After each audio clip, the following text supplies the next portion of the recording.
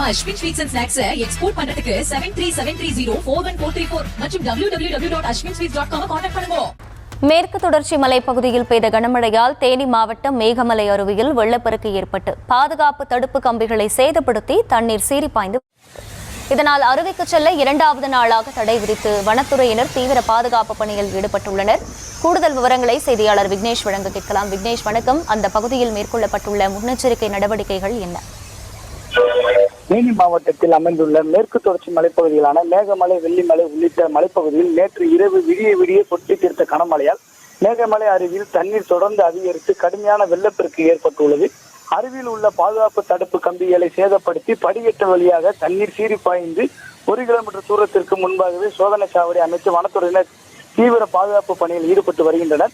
சுற்றுலா பயணிகள் அருவிக்கு குளிப்பதற்கும் அருவி பகுதிக்கு செல்வதற்கும் தொடர்ந்து 20 நாளாக வனத்துறையினர் தடை விதித்து வருகின்றனர்.